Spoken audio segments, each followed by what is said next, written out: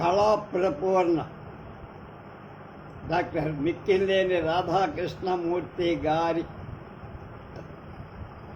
నటరత్నాలు 16వ భాగం 9/8/24 కిళాంబి కృష్ణమాచార్యులుగా ఆయన బొమ్మ లేదు ఇక్కడ వినం. కిళాంబి కృష్ణమాచార్యులు గారు తూర్పుగోదావరి జిల్లా సామర్ల కోటలో వైష్ణవ కుటుంబంలో 1900 మే 5న జన్మించారు. తండ్రి గారు శ్రీమాన్ ధర్మాచార్యులు, తల్లి చూడమ్మ. ఆచార్యులు గారు చిన్నతనంలోనే ఆరాధన ఉత్సవాల్లో పాల్గొని భక్తి గీతాలు ఆలాపించేవారు. వీరి కుటుంబంలో సంగీత సాహిత్యాలు అనుసృతంగా వర్ధిల్లుతూ వచ్చి ఆత్మ స్వాతంత్రాన్ని అరికట్టే వీరాయ్ ప్రభుత్వ పాఠశాలలో ఆయన ఎక్కువ కాలం చదవలేకపోయారు. సామాన్య విద్య మాత్రమే ఆయన స్వాతంత్ర ప్రియుడు. జీవితంలో ఎటువంటి కష్టాలనైనా ఎదుర్కొని ముందు చూపుతో కళారాధన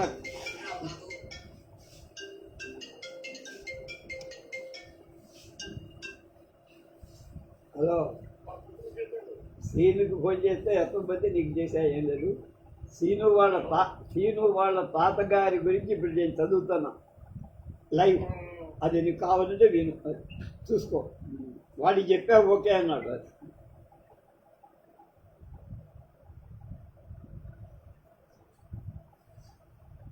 ఎటువంటి కష్టాలైనా ఎదుర్కొని ముందు చూపుతో కళారాధనకు నడుం కట్టుకొని నిలబడిన కళా తపస్వి ఆయన కిళాంబి. ఆయన ఆంధ్ర నాటక రంగంలో కాకినాడకు ప్రత్యేక ప్రాధాన్యం ఉంది. అక్కడ కొటికెలపూడి వెంకటరామయ్య, వారణాసి భద్రాద్రి, ఆలమూరు పట్టాభిరామయ్య, ముప్పిడి జగ్గరాజు, ద్విభాష్యం సుబ్బారావు, విదురుమూడి శేషగిరిరావు మొదలైన ప్రసిద్ధ నటులతో కలిపి కృష్ణమాచార్యులుగా అనేక పాత్రలు పోషించారు.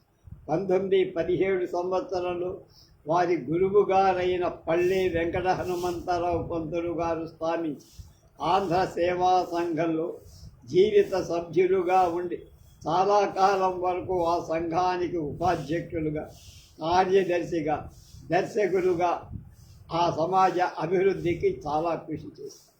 ఆచార్యుల వారు భిన్న మనస్తత్వాలు గల పాత్రలు అనేకం ధరించిన ఆయనకు పేరు ప్రఖ్యాతులు సమకూర్చి పెట్టిన పాత్రలు శ్రీరాముడు, ధర్మరాజు, కృష్ణుడు, దుర్యోధనుడు, భరతుడు, విశ్వామిత్రుడు, అర్జునుడు, రుక్మాంగదుడు, కంసుడు మొదలైన పౌరాణిక పాత్ర.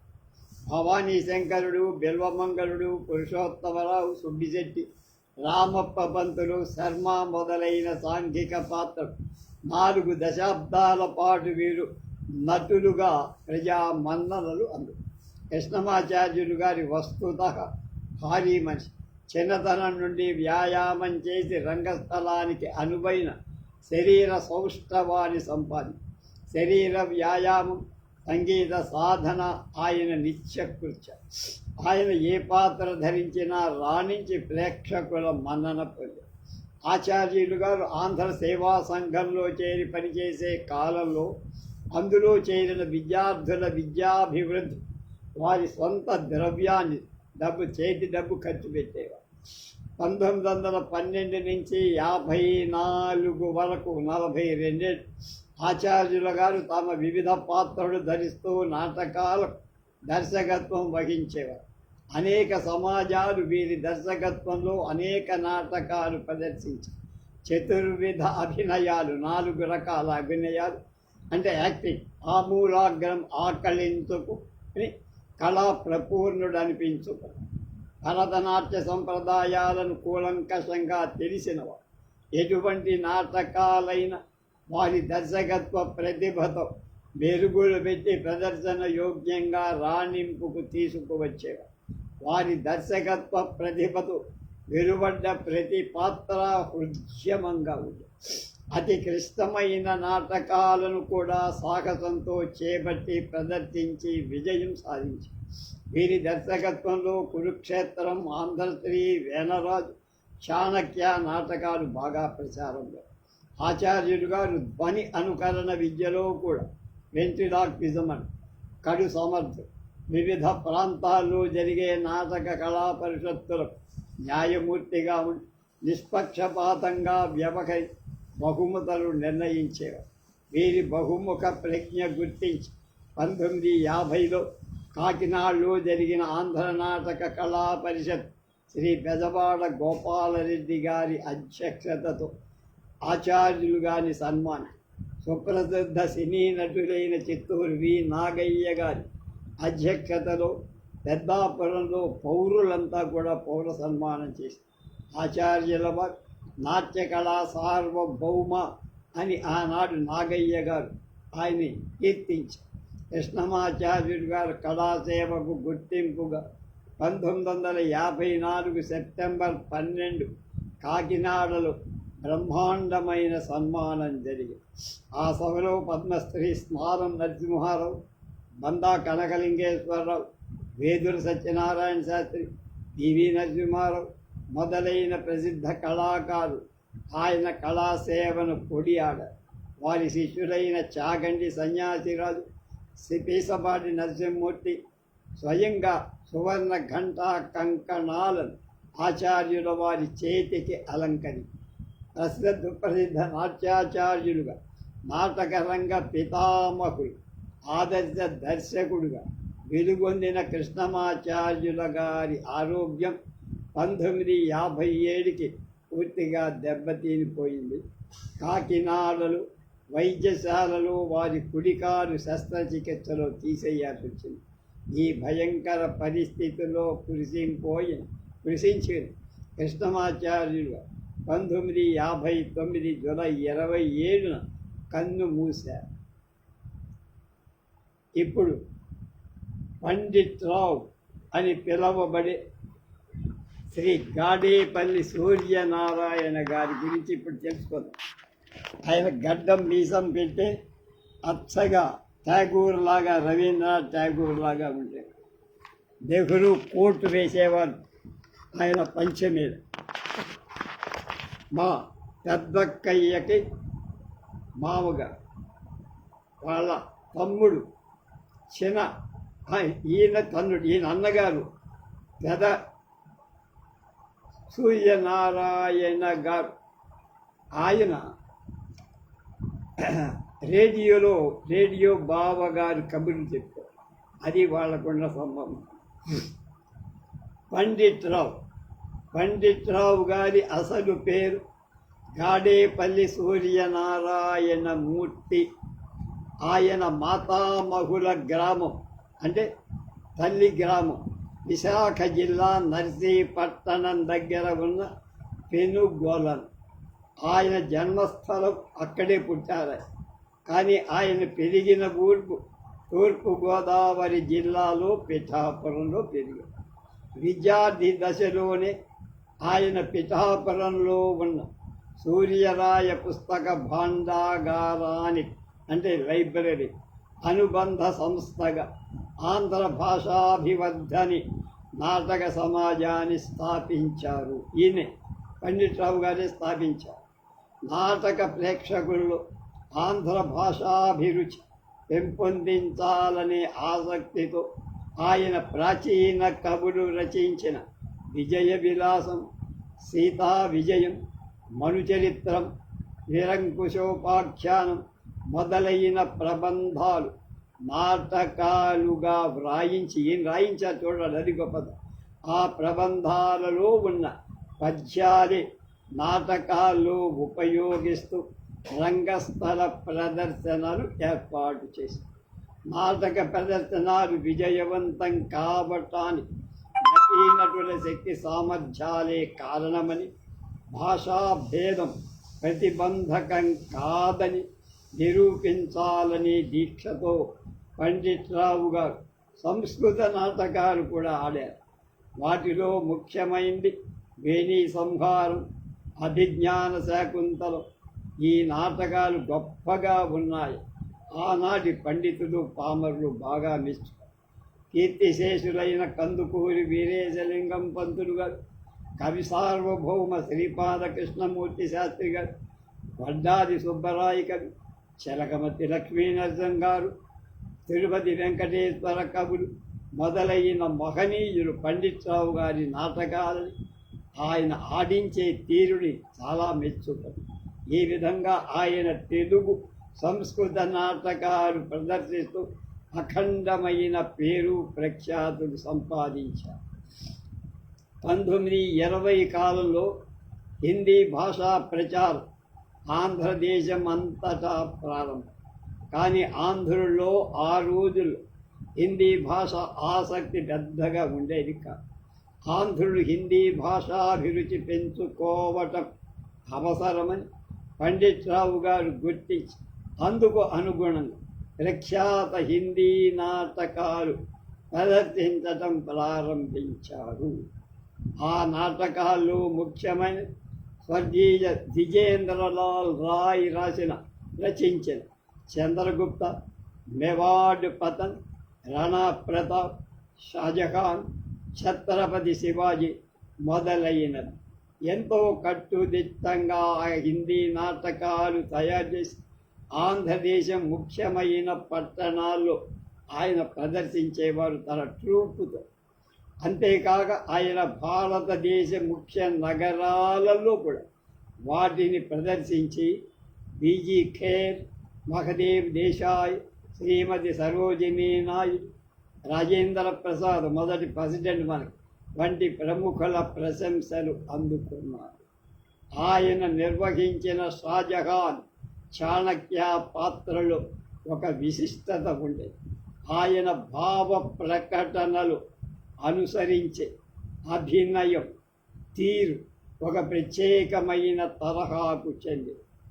ఆయన హిందీ నాటకాల పాత్ర నిర్వహణ ఔత్తరాహుకులు అంటే హిందీ మాట్లాడే వాళ్ళు కూడా మేము కూడా ఇంత స్వచ్ఛంగా హిందీ మాట్లాడలేం అని ఆయన ఉచ్చారణకి ముగ్ధులైపోయేవాళ్ళు, ఆశ్చర్యపడేవాళ్ళు.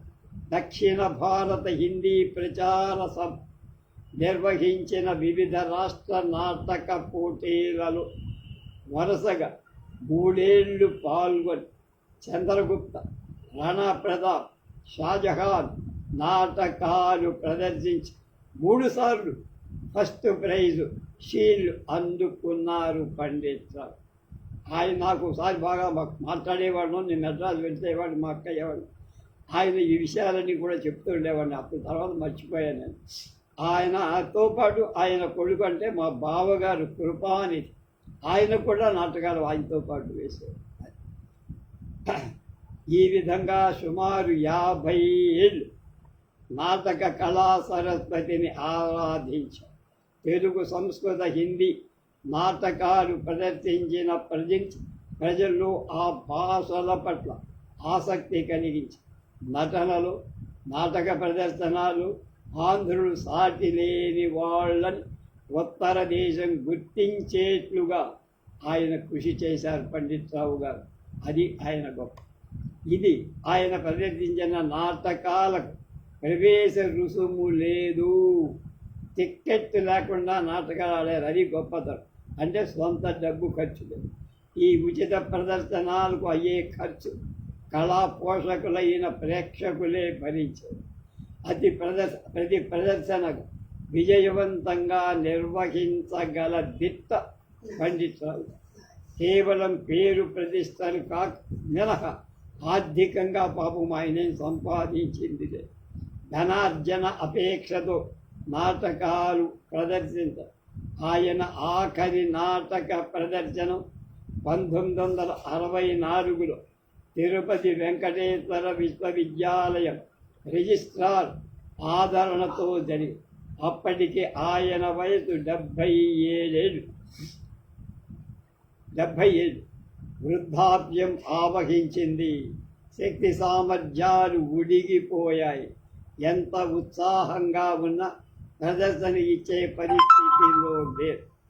ఆయన ఆర్థిక దుస్థితిలో, నిస్సహాయ స్థితిలో ఉన్న ఆ కళాకారుల ఈ వృద్ధాప్యంలో సంగీత నాటక అకాడమీ కానీ, ఆంధ్ర ప్రభుత్వం సాంస్కృతిక వ్యవహారాల శాఖ అంటే ఆయన బతుకున్నప్పుడు మిక్కినేని గారు రాసినటువంటి ఈ వ్యాసమి ఆదుకోవాలి. అదే ఆ సంస్థల లక్షణ.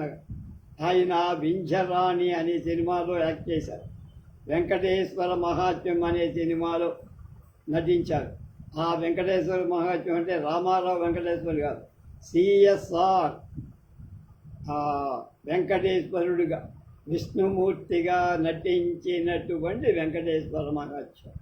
అది కూడా పి పుల్లయ్య గారి డైరెక్షనే, పి పుల్లయ్య గారి డైరెక్షన్ పద్మావతి. అందులో ఒక మహర్షి ఉంటాడు, ఆ పేరెందుకో కిందసారి కూడా జ్ఞాపకం.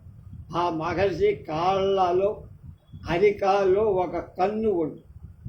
ఆ కన్ను వల్ల ఆయనకి పెద్ద గర్వం పెరిగి ఒక రోజున వైకుంఠంలో విష్ణువు దర్శనానికి వెళ్తారు. ఆయన పక్కనే ఉండేటువంటి లక్ష్మీదేవితో మాట్లాడుతూ ఈయన్ని గమనించకపోవడంతో కోపం వచ్చి శపించటానికి సిద్ధపడ్డాడు, బెదిరించాడు. అయిపోయి అప్పుడు విష్ణుమూర్తి ఏం చేశాడంటే, ఈయన గర్వం ఇక్కడుందిరా అని ఆ గర్వాన్ని అణచాలని ఆయన్ని కాళ్ళ దగ్గర కూర్చొని నమస్కారం చేసి, స్వామి నేను చాలా తప్పు చేశాను, నన్ను మరణించండి అని. ఏ కాలు కుడి కాలులోనే అక్కడ ఉంది. ఆ కుడి కాలు నేను మీకు పిసుకుతాను, కాలు నొప్పిలుగా ఉన్నట్టున్నాయని ఆ కుడి కాలు తన చేతిలో తీసుకొని కాళ్ళ అరిపాదంలో ఉండే ఆ కన్నుని చిదిమవుతారు. ఆ చిదిమేయటంతో ఆయన గర్వం పోయింది. కాళ్ళ మీద పడ్డాడు, క్షమించమని. ఆ బొమ్మ అంటే ఆ చిత్రం, ఆ ఫోటో కాపీ వాళ్ళ ఇంట్లో ఉండేది, మా అక్కయ్య వాళ్ళు. అది గదిలో ఎదురుగా సావిట్లోకి రాగానే ఎదురుగా ఒక బీరువా, ఒక అలమరుడు, ఆ అలమరలో ఉండేది. నేను చాలా కాలం చూశాను. అది ఇప్పుడు ఉందో లేదో నాకు తెలియదు. అది ఆయన సినిమాలో కూడా రాణించారు. వింజరాణి నాకు బాగా జ్ఞాపకం. అలాగే ఇందాక చెప్పిన వెంకటేశ్వర మహత్యం ఇక రోషనారా బట్టి చేశారు. అలాంటి వారు మాకు బంధువులు అవ్వటం, మా అక్కయ్యకు మామగారు అవ్వటం కూడా. ఆయన మనవడు శ్రీను అని మెడ్రాసులో ఉన్నాడు. ఇప్పుడే వాడికి ఫోన్ చేసి, మీ తాతగారి గురించి నేను లైవ్ చేస్తున్నాను రా, వినరా అంటే పాపం వాడు లైవ్లో రెడీగా ఉన్నాడు, వింటున్నాడు. కనుక ఆ విధంగా చెప్పే అదృష్టం నాకు ఇంతేకాదు. ఈ వ్యాసం ఏ సంవత్సరంలో నాకు జ్ఞాపకం చేయాలి, ఆంధ్రప్రభ వీక్లీలో పడింది. ఆ పడంగానే నేను ఆ పేజీ కట్ చేసి మా అక్కయ్య వాళ్ళకి దాన్ని పోస్ట్లో పంపించాను. లేకపోతే వాళ్ళు వచ్చినప్పుడు కలిసి చెప్పాను. అది కూడా నేను చెయ్యగలిగాను. అలాంటి పండిట్రావు గారు తెలుగు, హిందీ, సంస్కృతం 3 రకాలైన భాషల్లో నటించి తర్వాత సినిమాకు కూడా వెళ్ళి సినిమాలో కూడా పాత్ర పోషణ చేశారు. అంతటి మహానుభావం. ఏలూరులో వాళ్ళ ఇంటికి నేను వెళ్ళా. వాళ్ళింట్లో వాళ్ళు చూసా, పెద్ద దేవిడి లాగా ఉండేది. ఆయన హుక్కా పీల్చేవాడు.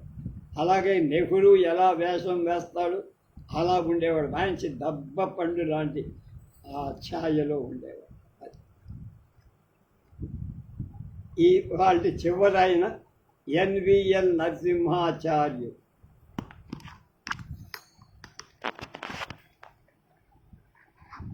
ఇందాక చెప్పిన పండిట్రావు గారిని మళ్ళీ ఒకసారి చూపిస్తున్నాను. ఎందుకంటే మనవాడు మావాడు కనుక. ఈయన పండిట్రావు గారు. ఇలాంటి ఫోటోలు కూడా వాళ్ళ ఇంట్లో ఉండేవి. తర్వాత ఆయన డబ్బుల ద్వారా ఇబ్బందిగా అయిపోయి లా బుక్స్ ప్రింట్ చేయటమో లేకపోతే డిస్ట్రిబ్యూషన్, ఆ లా బుక్స్ అన్నీ కూడా డిస్ట్రిబ్యూట్ చేసేవారు. బాగా సంపాదించారు. 2 చేతుల్లో పుస్తకాలు ఉండేవి. అక్కడికి వెళ్ళి ఆ పుస్తకాలు లాయర్లకు ఇవ్వడం, వాళ్ళకి అమ్మటం కూడా చేశారు. అది నా బాగా.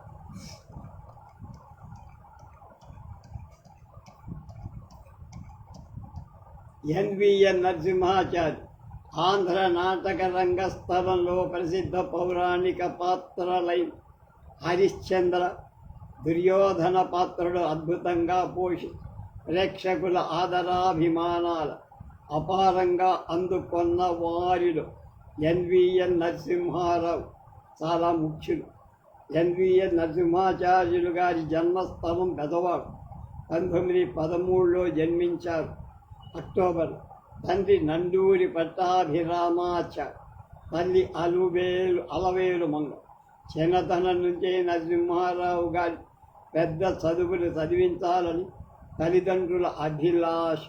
కానీ నరసింహారావు గారి కళా పిపాస ఎక్కువై ఉన్నత విద్యాభ్యాసానికి భంగం కలిగి ఎలాగో స్కూల్ ఫైనల్ వరకు అతి కష్టం మీద చదివారు. ఆయన నాటక కళాభ్యాసం మొదటిసారిగా చేయించి నాటక రంగ ప్రవేశం కలిగించింది నాట్యాచార్య ఎడవలి సూర్యనారాయణగా. టివి సుబ్బారావు గారి ఏకలవ్య శిష్యులాయన. ఆయన నాటకానుభవం 40 ఏళ్ళు. ఆచార్యులు గారు 17వ ఏటలో రేతన హరిశ్చంద్ర పాత్ర ధరించారు. 10 ఏళ్ళు ఏకధాటిని ఆ పాత్రలో రాణించి మంచి కీర్తి పొంది ఆనాడు గృహలక్ష్మి అఖండమైన పేరు సంపాదించుకున్న గృహలక్ష్మి సినిమాలో పసుపులేటి కన్నాంబ ఆచార్యుల గారితో చంద్రమతిగా నటించి ధీటుగా నిలబడి నాటి ప్రేక్షకులు ఆయనను హరిశ్చంద్రాచార్యులు అనిపించారు. ఆ తర్వాత ఆయనకు చిత్ర నడీయంలో బాహుకుడు, బొబ్బిల్లో ధర్మారాయుడు, యుగంధరుడు ఇలాంటి పాత్రలు కూడా మంచి కీర్తిని తెచ్చిపోయింది. కానీ ఆయనకు అన్నం పెట్టి అన్ని విధాల కీర్తి ప్రతిష్టలు ఇచ్చిన ధనాన్ని, గౌరవాన్ని చేకూర్చిపెట్టిన పాత్ర దుర్యోధన. ముఖ్యంగా మయసభలో దుర్యోధన. ఈ పాత్ర ఎడవల్లి వారి అద్భుత సృష్టి. ఆయన తర్వాత ఆ పాత్ర ధరించడానికి ఎవరు ముందుకు రాలేకపోయారు. దుర్యోధన పాత్ర సమాస భూయిష్ట, సంస్కారం అవసరం. అందువల్ల పాత్ర దగ్గరికి ఎవరు వచ్చేవాళ్ళు కాదు. గురువు గారి మరణం తర్వాత ఆ పాత్ర ఆచార్యులు గారు పరిశీలించి సాధన చేసి ప్రదర్శించి ఆ పాత్రలో ఆంధ్ర నాటక రంగంలో ఉన్నత స్థాయి నటులుగా స్థిరపడి తర్వాత తిరుపతి కవుల నాటకాలలో మాధవ పెద్ది నటించే దుర్యోధన పాత్ర కూడా అభ్యసించి ఆ పాత్రకు న్యాయం చేకూర్చి మొత్తం మీద మయసభ అంటే ఎన్విఎల్ గారే అనే ఖ్యాతి సంపాదించి 25 ఏళ్ళు ఏకఛత్రాధిపత్యంగా నాటక రంగస్థలం మీద నటించారు. ఆచార్యుల గారి నాట్యాచార్య, నటరాజశేఖర, అభినవ దుర్యోధన, నట త్రిదశాధీశ, నట సార్వభౌమ బిరుదులతో మహాపండితులు, కవులు గౌరవించారు. రేపు మద్దాలి శేషగిరిరావు గారి గురించి తెలుసు.